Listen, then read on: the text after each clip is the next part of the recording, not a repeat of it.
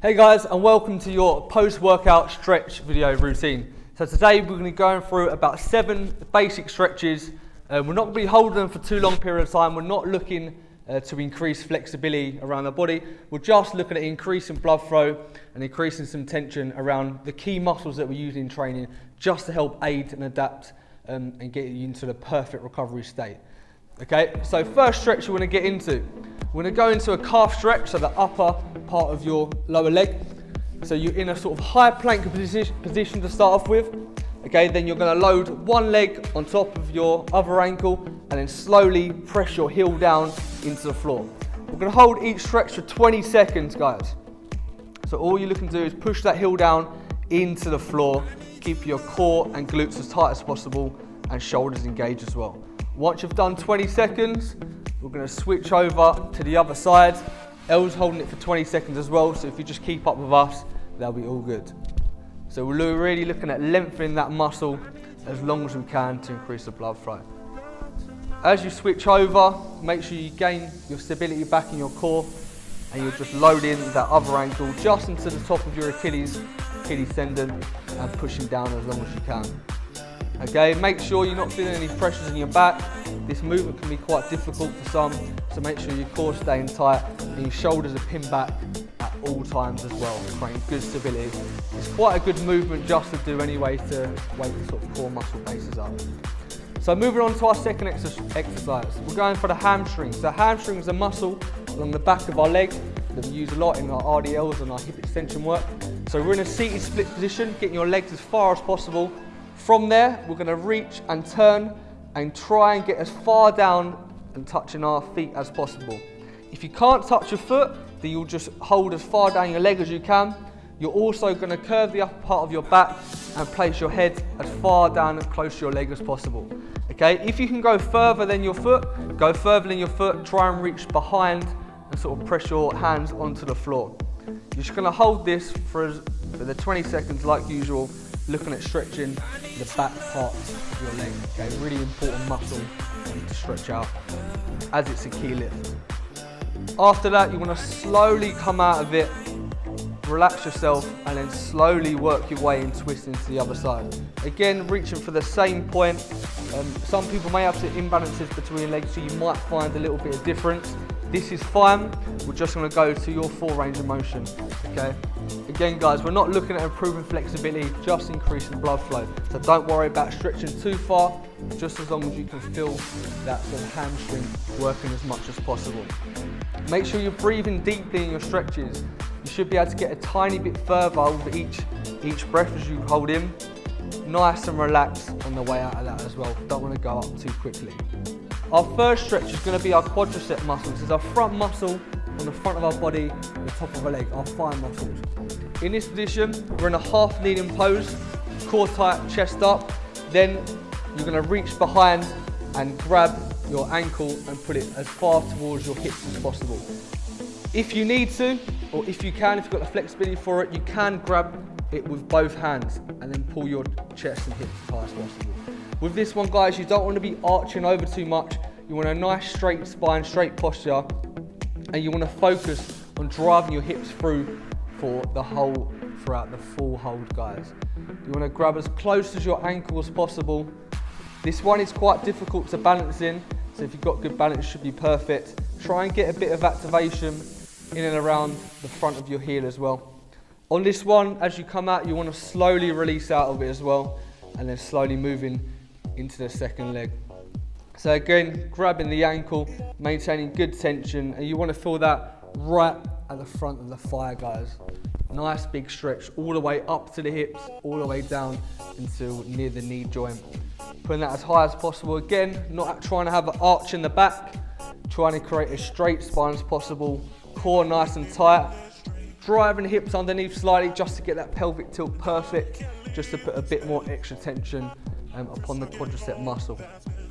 Big deep breaths when you're holding this one as well. It's a lovely stretch for the quad muscles. When you feel like we need to release that, just slowly come out of that one and then moving into another stretch. So our full stretch, guys, is going to be a stretch for one of the biggest muscles in your body, your glute stretch, okay, around near your hips, back of your hips. From there, your legs are in a 90-90 position. So this means you need a right angle or a 90 degrees at each joint, hips, knees, and the other knee as well. From here, you're going to rotate your body so your chest points directly over your knee, keeping a straight spine as possible. You're going to hinge over and get as far as you can without your back curving. Okay? If you train with us, you'll know that we like to keep a straight spine and everything. This is essentially a seated RDL, guys. You're pushing your hips back and keeping your chest higher. If your back curves, you're going to be stretching out the lower parts of your back, which we don't really want too much of range of motion there, unless we've got some form of injuries. So we're just looking at stretching sort of the side glute and hip muscle on this exercise. Again, you can have your arms down at either side to support yourself. This is good. It will take a little bit of pressure off the lower back as well. It's really good just to have your arms planted, just to sort of pull yourself into the right position. As you come out of this one, you again want to slowly come out of that. Slowly bring your legs through. Obviously, you would have just finished a good training session, and then rotate towards the other side. As you go for this side again, something may have some imbalances, so you might not be able to go as far, but just pushing as far as you can without the back curving. You'll be able to feel it. You don't want your head going too close to the floor, as this will probably mean you're stretching the wrong part. You want to feel this right upon the side of your hips, guys, right up on the side of your glute muscle. Obviously another big, powerful muscle that we use a lot in the gym. Again, keeping a nice straight spine, always core tight, shoulders pinned back. You don't want your head moving too far forward or too far back, just keeping that perfect straight alignment. Again, coming out of this one, nice and slowly. So our fifth stretch, we're stretching out a group of muscles that are arranged and sometimes called the hip flexor muscles. They sit on the side of your hips, guys. So we're going to go into a pigeon-based stretch for this one. So on this one, you're in a kneeling position, one leg and ankle rolls across, and then you gradually put all of your body weight onto your front bent knee, and your back leg extends as far as you can, trying to put all your weight onto your back foot as well. So from here, you want a nice, perfect 90-degree angle on the stretch, and all your weight pressing down onto that front knee / thigh bone. Again, this can be a hard movement, so if you haven't got as much range of motion, you may need to bring your leg slightly closer inwards towards your hips and create a lower angle. The bigger the angle of your knee, so the further your ankle is away from your body, the more it's going to stretch in and around the hip. So just bear that in mind with this one, guys. Again, this one could be difficult to get out of, so nice and slowly getting out of this one, and then slowly turning and then rolling into the other side, holding again for 20 seconds. So slowly get into this one. Again, if you've got some imbalances, you might feel a little bit of tightness each side. Really trying to drive that knee down. All your pressure should be going towards sort of your front of your ankle and your front leg and your front sort of knee base area. You should be feeling that all up the side of your glutes, the side of your hips, maybe a little bit of pressure in and around the front of your thighs as well. Okay, really good stretch that's sometimes missed, but a really important movement in terms of hip flexion. So really trying to load all of our weight onto that muscle group. As you finish, you come out of that nice and slowly, don't want to be rushing too much. Moving on to our sixth stretch. We're going to stretch an area that's often missed. We're in a child's pose position. We're going to hit the thoracic spine area. It's the sort of the middle part of your back, sort of towards the upper part near your shoulder blades. So you're in a kneeling position, okay? Then from here, your hands reach out in front of you, keeping your hips higher, your abs pointing towards the floor, and your chest up. You're going to reach down as your chest is close to the floor as possible, and keep your hips as high as you can. Okay, keep your core relatively tight in this one, not squeezing too much otherwise you'll get no range. Really want to drive the elbows, shoulders and chest into the floor with this one, and you should feel this across the top and middle part close to your spine of your back. Again, nice slow movement. Just want to be holding this for the 20 seconds that we're doing. As you come out of this one, you want to be going nice and slowly. You don't want to be rushing this one either. So that's your stretch for thoracic spine. Second or your last stretch is going to stretch your lats. Okay, big back muscles that help a lot to do with your rowing movements. It's a very similar exercise, guys.